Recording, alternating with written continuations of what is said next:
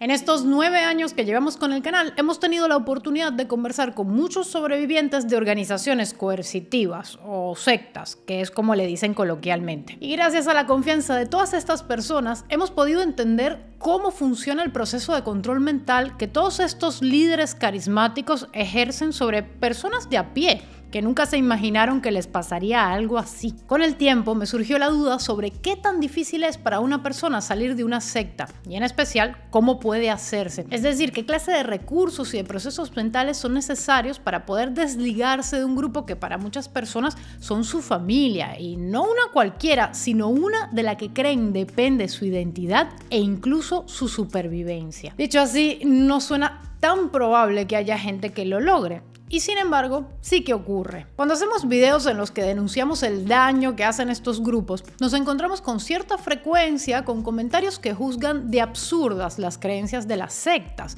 Pero no hay que olvidar que no hace falta pertenecer a una para tener falsas creencias. Este es un tema que hemos querido tratar también en nuestro podcast En Podimo, La Cruda Verdad, en el que a partir de mañana lunes hablaremos de varias pseudoterapias que tienen de disparatadas lo que tienen de peligrosas. Te dejo un adelanto por aquí. A pesar de que el cuerpo desecha ciertos fluidos corporales, hay gente que dice que volverlos a meter en nuestro organismo es buena idea. Hay todo un nicho de personas que están pendientes de recetas que incluyen semen entre sus ingredientes o que incluso intentan darle un aire serio y científico a ciertas prácticas como la orinoterapia.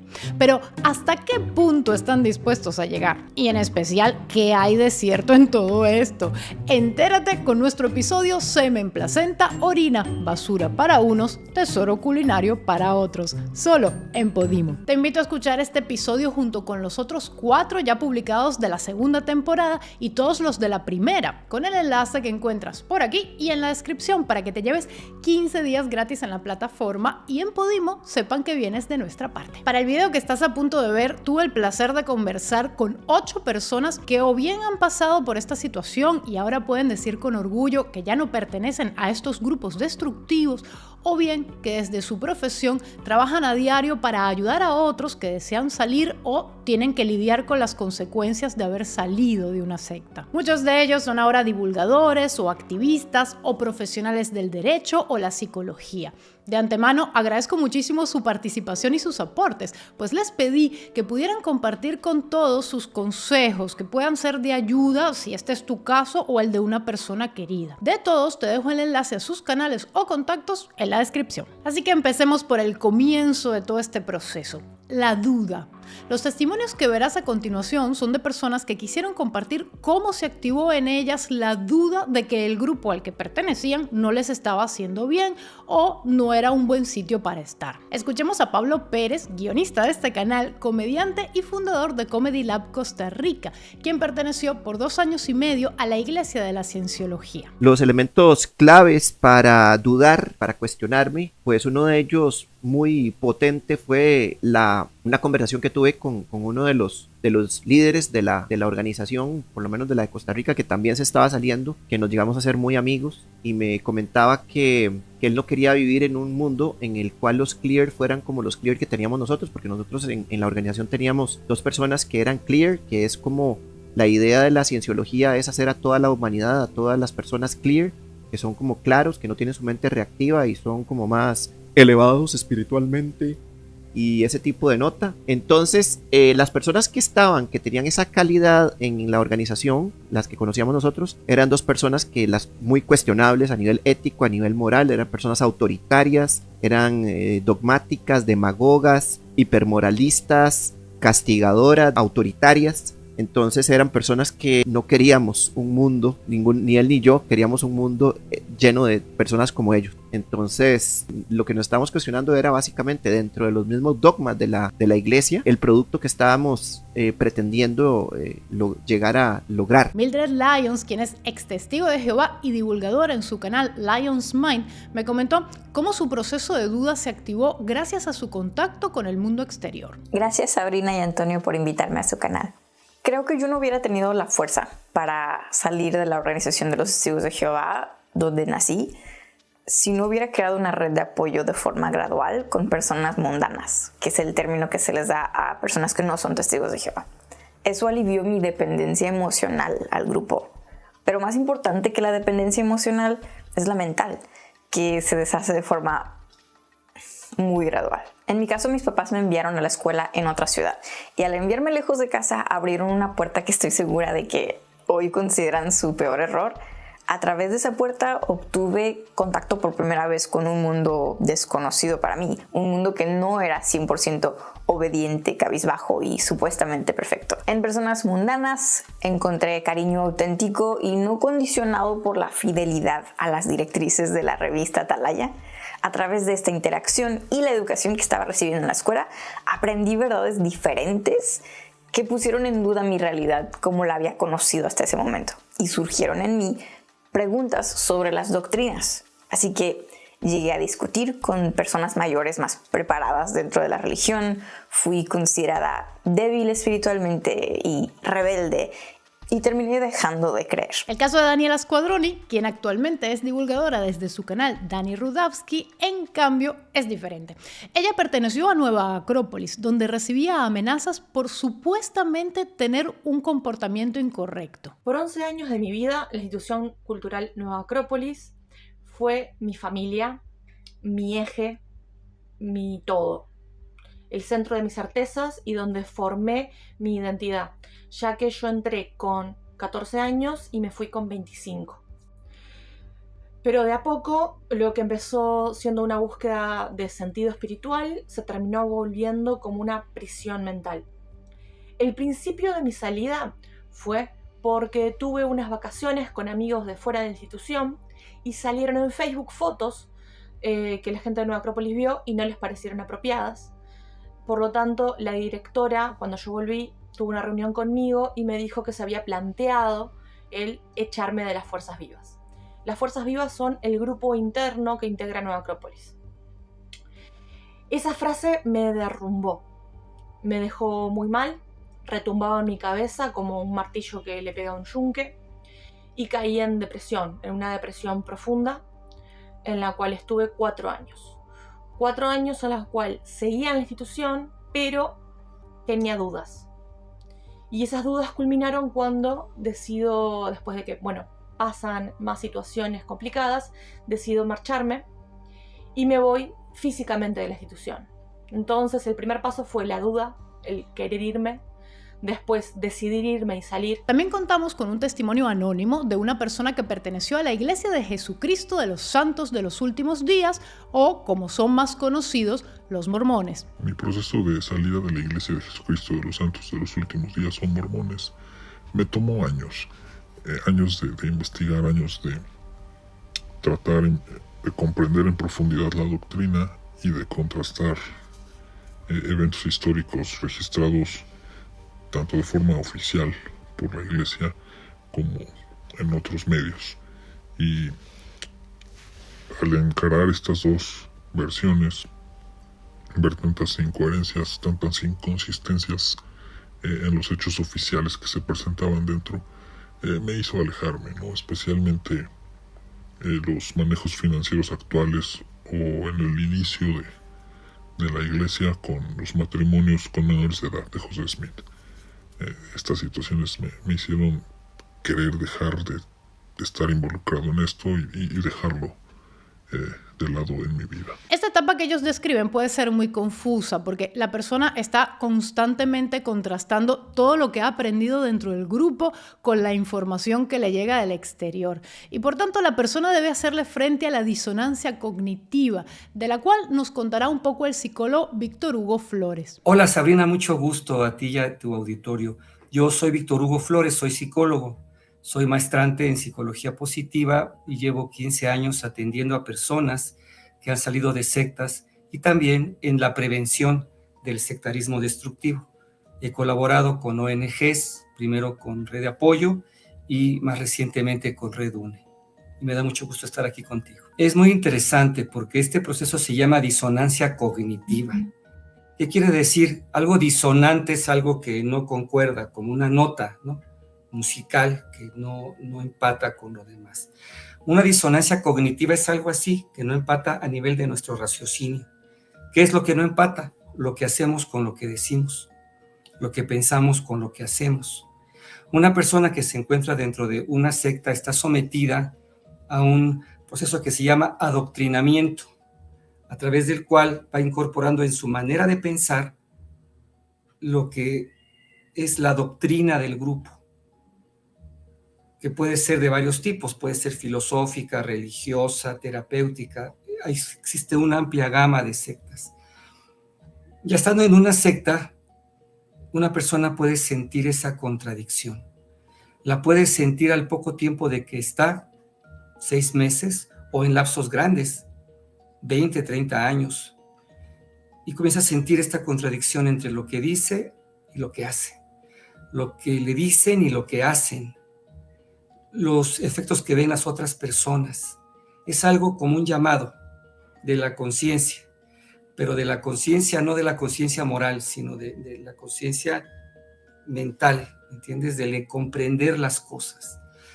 Cuando se enfrenta con esta disonancia, su primera necesidad no va a ser positiva, va a ser de negar lo que está pasando, porque dentro de la secta aquello se ve como una traición, como alguien débil, como alguien que no está convencido, y se le llama por lo general estar en una crisis.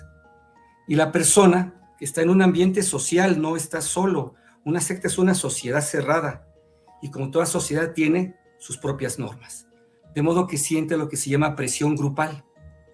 Si todo el mundo le dice que está mal, para él es que entonces está mal.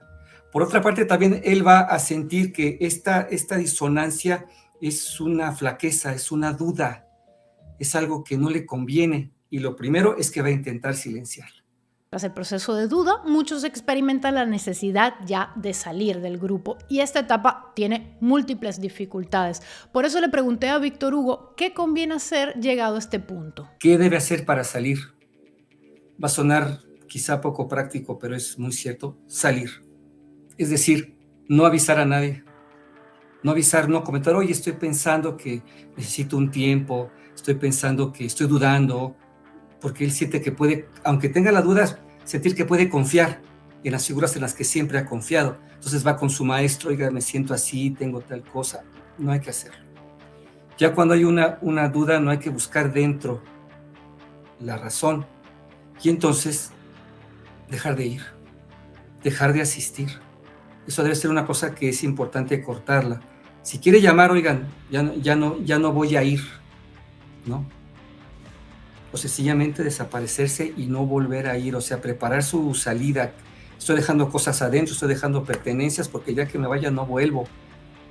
Y se va. No se despide ni de las personas que tienen aprecio por él. Esta táctica, que es como, quizás suena un poco ruda, es la mejor, porque una vez afuera lo van a seguir buscando. El acoso es algo importante.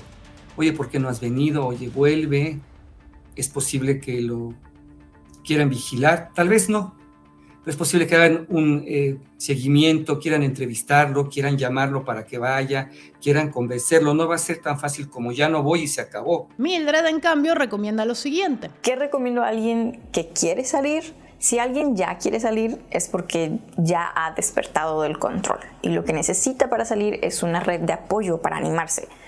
Uno no puede empujar a alguien a tomar la decisión de abandonar a su familia. Es una posición muy difícil, porque tienen que escoger entre la libertad personal y el amor por su gente. Muchas veces son esposas de miembros activos que salirse significaría a lo mejor un divorcio y una pelea por custodia. O a veces son hijos aún sin independencia financiera. ¿Y cómo puedes irte de casa si no tienes los medios? Siendo una comunidad tan cerrada, muchas veces sus empleadores son otros testigos. Entonces, irse significa perder tu trabajo. Es complejo y no puedo ser reduccionista en dar un consejo, pero lo que sí puedo decir es que por más doloroso que sea irse, vas a descubrir fuerza y belleza en el mundo que nos fue prohibido, y vas a reconstruirte, como lo hemos hecho todos los que nos fuimos.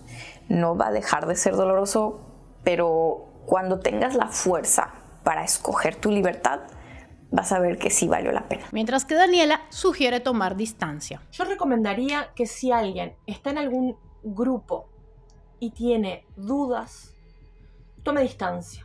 unas semanas, un mes, vea las cosas en perspectiva para poder darse cuenta si realmente está en una institución con cortes sectarios, coercitivos, si quiere seguir en ese lugar o si quiere retirarse. Sobre esto, Neri, quien es ex testigo de Jehová, activista y divulgador en el canal Neri Religión, recomienda. De acuerdo a lo que yo he vivido, yo puedo aconsejarles que sigan investigando más.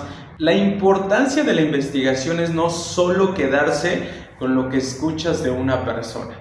Tú tienes la responsabilidad de investigar más, de hacer una investigación y comparar esas dos formas de información, de investigación que tú has encontrado y llegar a un punto de vista neutro en el que tú te sientas bien. Importante, no quedes bien con nadie, queda bien contigo mismo. Sin embargo, yo creo que es mucho más difícil cuando los lazos familiares están de por medio. Cuando eres testigo de Jehová y estás en una familia testigo de Jehová, se vuelve muy complicado esta parte de la liberación. Liberas el pensamiento, liberas tu cuerpo. De verdad que es algo increíble cuando te liberas de una secta. No, hombre, de verdad. Toma conciencia, pruébalo y no pienses que el Dios en el que tú crees va a estar enojado contigo y que estás haciendo el pecado y que te va a ir mal.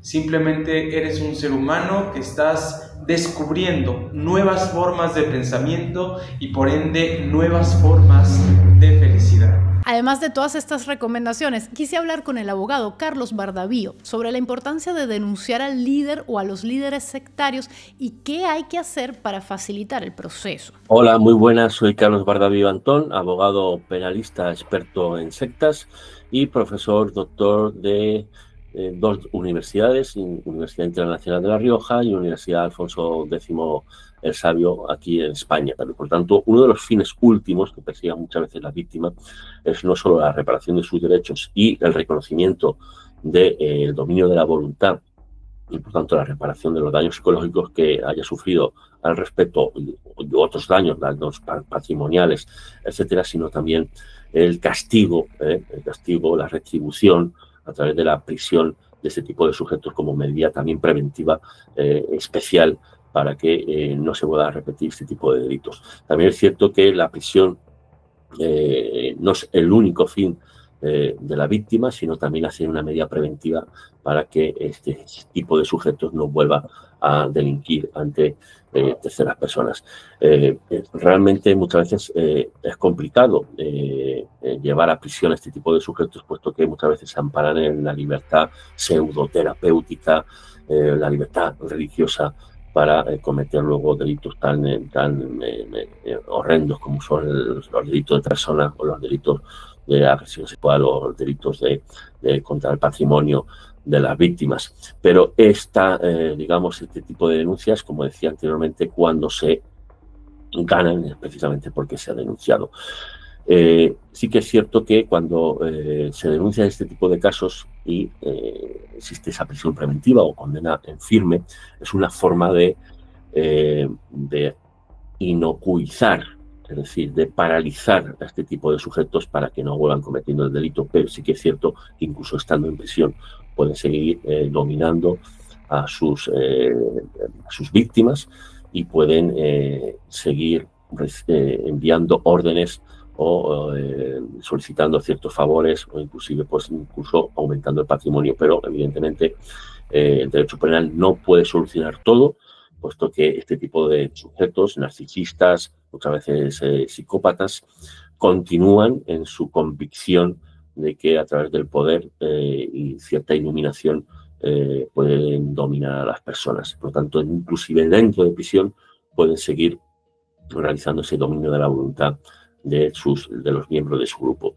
No obstante, la estadística dice que una vez en prisión el grupo muchas veces se suele desintegrar, cosa que también las víctimas persiguen ese fin, es decir, no solo, como decía anteriormente, hacer respetar sus derechos y retribuirse del daño sufrido, sino también esa medida preventiva, no solo en el futuro de posibles delitos cometidos por el líder sectario, sino también desintegrar el grupo para que las víctimas que están dentro del grupo, y aún convencidas de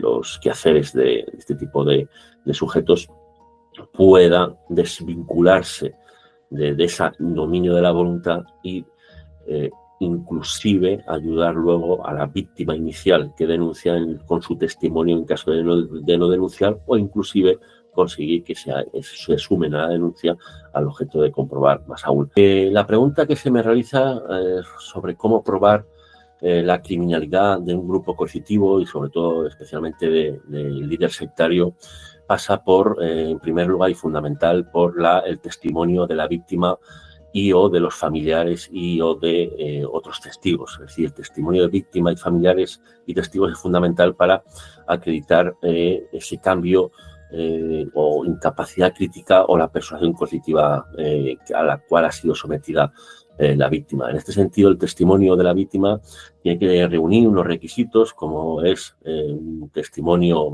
verosímil, es decir, que sin contradicciones relevantes. Tiene que tener también una coherencia en el testimonio, es decir, que la verosimilitud del testimonio y su coherencia sin contradicciones también esté avalado por datos periféricos, por indicios circunstanciales y contextuales, y además ese testimonio tiene que ser persistente en la incriminación y sin ánimo espurio, es decir, sin una animadversión previa. Con el testimonio de la víctima y de los familiares también se puede comprobar, o de otros testigos se puede comprobar, un cambio abrupto en la personalidad, una alteración o control de la personalidad, una incapacidad crítica de la víctima en cuanto al razonamiento de las circunstancias por las cuales está en determinado grupo o en cuanto a los quehaceres diarios. Pero esto es una solo de las pruebas, aunque muy importante, para poder criminalizar al líder sectario, ¿no? Pero hay otras pruebas, y también en función del delito que se haya cometido, no solo de persuasión coercitiva o dominio de la voluntad, sino también otros delitos como delitos patrimoniales, trata de personas o delitos sexuales, ¿no?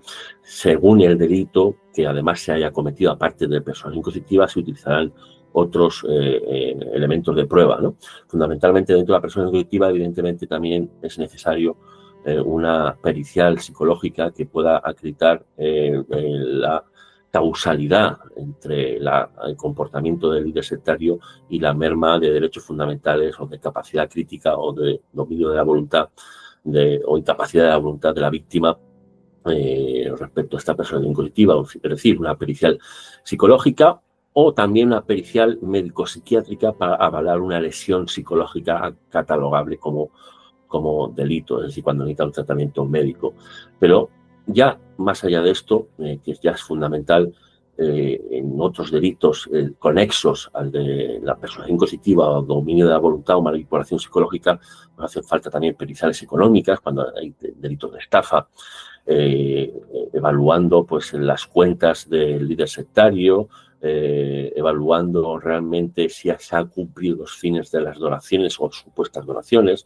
En los delitos sexuales, evidentemente, además de la pericial psicológica, hay que analizar también otras pruebas como pueden ser pruebas tecnológicas, es decir, los WhatsApp entre víctima y autor, los WhatsApp entre la víctima y otros miembros del grupo, las redes sociales, que se ha dicho o se ha dejado de decir, cómo se comportaba la víctima antes, durante y después de la comisión delictiva. Y luego hay, evidentemente, otras pruebas como pueden ser vídeos del antes, durante y el después. Puede haber también periciales de otro tipo o incluso el llamado agente encubierto, ¿no? Que da fe del comportamiento abusivo dentro de la dinámica grupal de un grupo coercitivo. Mientras que Víctor Hugo Flores, desde el campo de la psicología, recomienda hacer la denuncia siempre que la persona se haya hecho cargo de su bienestar personal primero. Inmediatamente viene la idea de la denuncia a la secta. En mi experiencia, lo primero es el apoyo humano y psicológico. La denuncia se puede hacer, pero después, y después de pensarlo, y después de pensar cómo, y después de analizar consecuencias.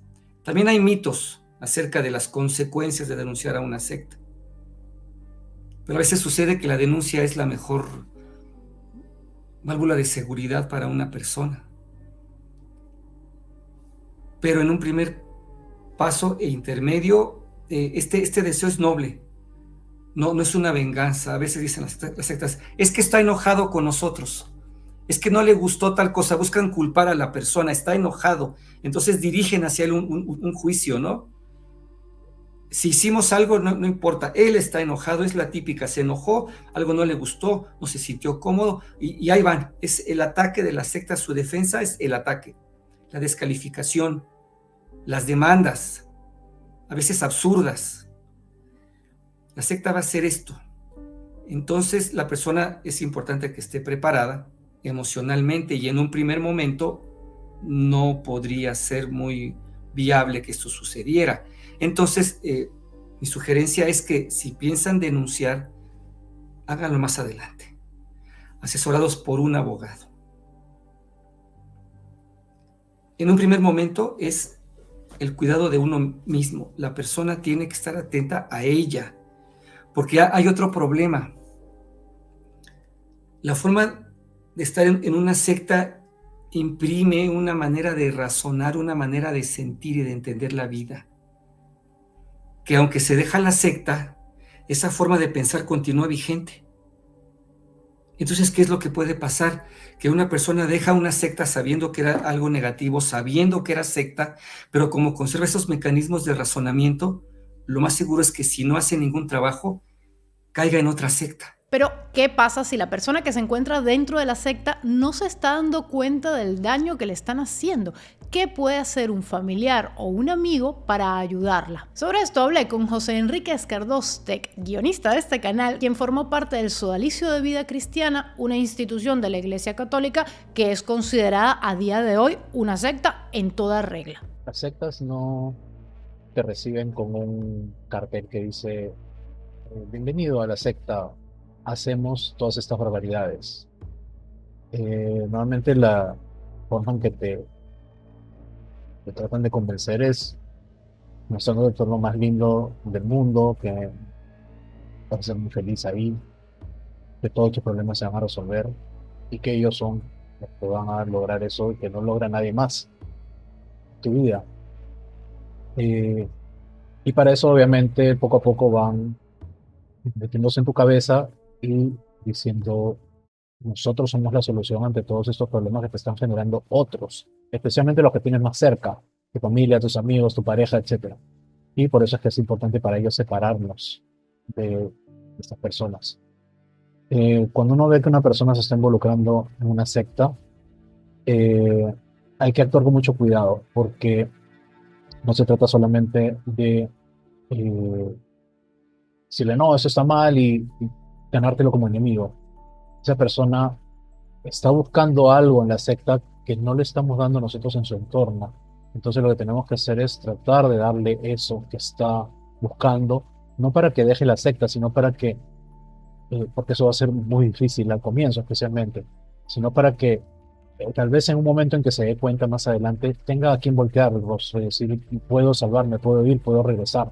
Y no se sienta solo y no se sienta obligado a quedarse en esa secta.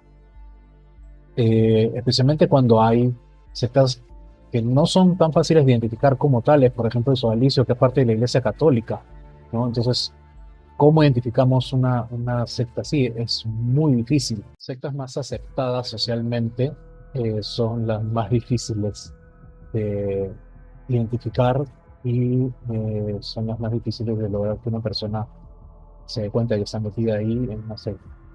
Entonces, ahí es un caso muy complicado. Mi consejo es mantenerse cerca, no dejar a esa persona sola. A veces las sectas al ver eso comienzan a separar a la familia, pero aún cuando sea así, tratar de mandar un mensaje a esa persona de que ahí estamos, ¿no? Presentes para ellos en el momento en que, no hay que decirles en el momento en que te des cuenta y salgas de ahí porque lo vamos a poner en nuestra contra, sino tratar de entenderlo. Ahora, ese acercamiento con la secta y tratar de verla y tratar de conocerla, tiene que ser muy cuidadoso porque son tan profesionales y tan capos en la manipulación que te pueden meter ahí también. Eso ha pasado mucho, ¿no? Hermanos, familiares, etc. Entonces hay que tener mucho cuidado con eso.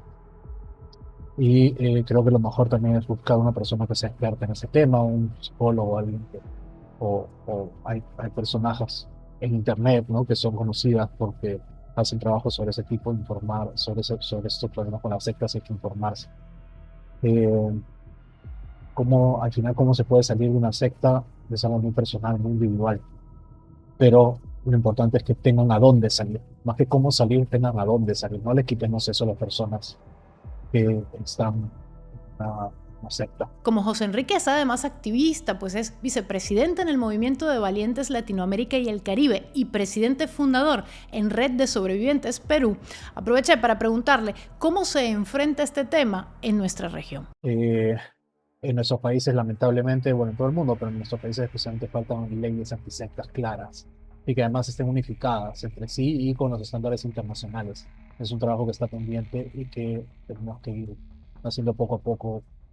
Básicamente las personas que hemos estado en una secta. Por otro lado, muchas de las recomendaciones para personas que quieran ayudar a un familiar o a un amigo incluyen la escucha, el apoyo y el acompañamiento constante. Si yo pudiera darle un consejo a un familiar o amigo de una persona que está tratando de salir de un grupo, yo le diría que quizás su amigo o familiar en grupo tenga miedo, tenga mucha inseguridad de qué va a hacer con su vida o qué será de su vida después de salir.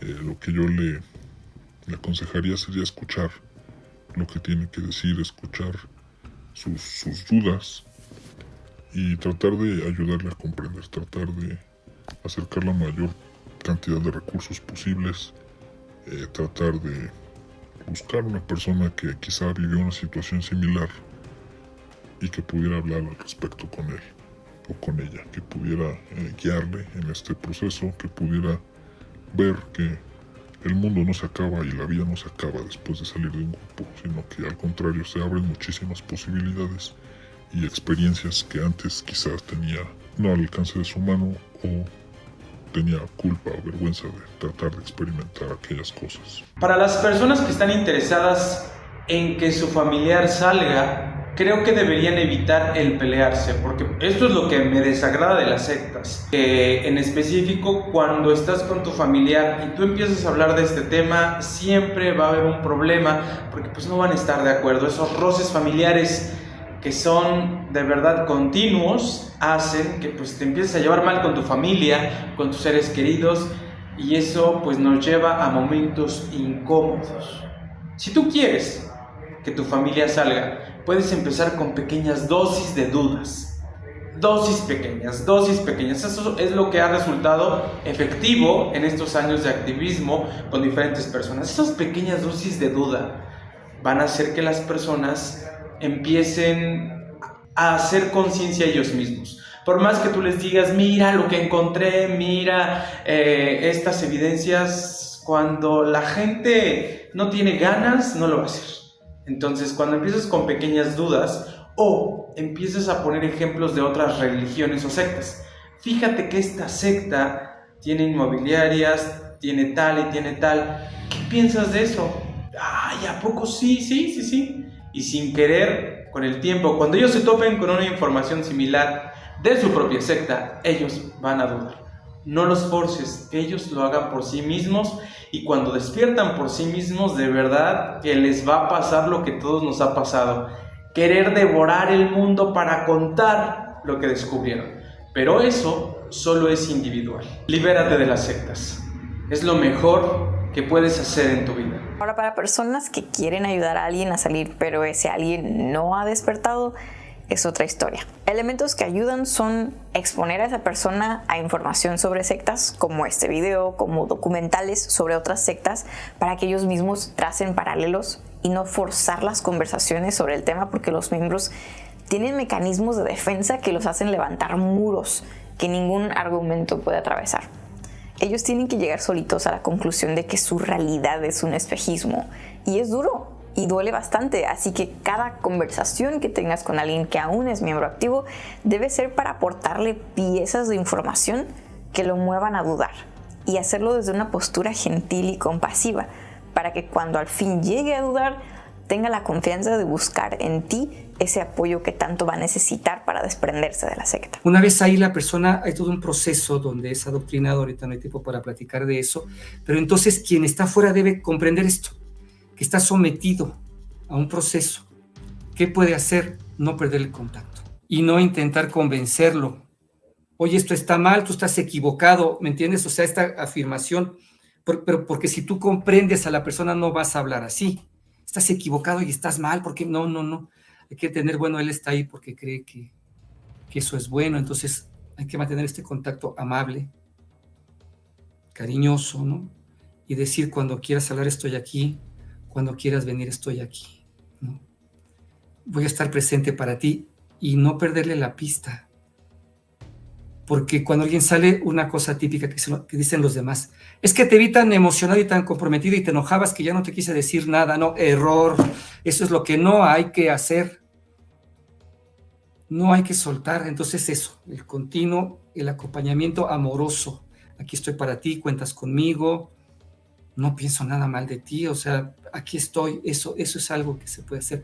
Si el familiar comenta, oye, me estoy sintiendo raro, hay algo que no me gusta, es ahí, entonces lo escuchamos, ¿no? Pero con calma. No, ves, te lo dije, te dije que era, porque eso es que es típico, esto que digo no es caricatura, es típico, te lo dije. No. Platícame, cuéntame. Oye, haz esto, no, mantén este contacto solamente conmigo, ¿no? Si la persona desaparece, entonces es señal de que algo sucedió dentro y entonces ahí sí puede ser, bueno, una acción más directa, ¿no? ¿Dónde está mi familiar? Porque la secta no es dueña de la gente, por mucho que las oculten. O sea, hay circos, hasta la policía, se desapareció mi familiar. ¿Dónde está? Ahí sí puedes. No importa, claro, dicen, es que es mayor de edad, él decide por sí mismo. Sí, pero yo velo por su seguridad también. A todas estas yo seguía con la duda de qué tan probable debe ser salir de una secta. Aquí aplica mucho algo que se conoce en psicología criminológica, que he hecho algunos estudios ahí, como la cifra negra, es decir, hay una población desconocida, no hay estadísticas disponibles, por lo mismo de que las personas no quieren hablar. ¿Cómo, no? No, se han hecho algunos estudios, algunas encuestas, algunos profesionales que están queriendo llevar estudios donde en internet hacen una pregunta para que contesten, pero no hay. Pero aunque no tengamos la estadística, podemos hacer una inferencia, podemos llegar a una idea. Lo importante es no ser captado, por principio. Por eso la información, programas como el tuyo son muy importantes, porque a toda costa hay que evitar ser captado. Eso es lo fundamental. Porque una vez que se es captado, las personas son difíciles de rescatar. Desde fuera se va a hacer difícil, por lo mismo de que se aíslan y de que el adoctrinamiento empieza a cambiar su manera de pensar. Incluso cambia su personalidad. Entonces, una vez dentro, es poco lo que se puede hacer desde fuera. ¿Quiénes son los que tienen más oportunidades de poder influir en la persona? Quien se encuentra en la experiencia nos marca, la persona que tiene la mayor probabilidad de sacar a una persona de la secta es la pareja. Si la pareja no está en la secta, es la que tiene la mayor probabilidad de ayudarlo a salir. En segundo lugar, los padres o los hijos. Y prácticamente terminamos ahí. Después vendrían los amigos, los conocidos, pero aquí ya es cuando ya se complica. Por eso es importante, insisto, la prevención, el conocer estos temas. Una vez dentro, es la propia persona, por lo general, quien lo va a hacer. Lo va a hacer porque lo haga por sí mismo o porque también comience a investigar. ¿Qué puede pasar? De este grupo de personas sí tienen buena probabilidad. Si empiezan a dar ya ese primer paso, tienen buena probabilidad para salir. Si yo quisiera hablar de un porcentaje, en mi experiencia quizá hablamos de un 70%. Una vez que la persona se encuentra fuera, esta debe encargarse de construir nuevamente su vida y desligarse de aquellas creencias nocivas que la secta le inculcó. Lo que sí pasó fue que yo me salí de ahí y sí duré como 10 años recuperándome de la lavada de cerebro, porque yo salí de ahí creyendo en la cienciología y un poco, pues no me preocupaban las consecuencias, pero sí sentía como que había hecho algo malo, como que había algo que yo eventualmente iba a pagar porque había algo que yo estaba juzgando a las personas y si las personas no me caían bien, esto no era culpa de la iglesia. Entonces lo que yo debía hacer era denunciar en vez de simplemente largarme. Entonces como que de alguna manera tenía el cerebro tan lavado que yo pensaba que yo les debía algo a la secta, directamente a la iglesia, a la organización, y aún y cuando las personas que estaban dirigiendo esa organización estuvieran haciendo las cosas mal, evidentemente, esa era mi percepción. Entonces a mí me tomó 10 años investigando, leyendo otras cosas, como empapándome de información. La información es la enemiga del dogma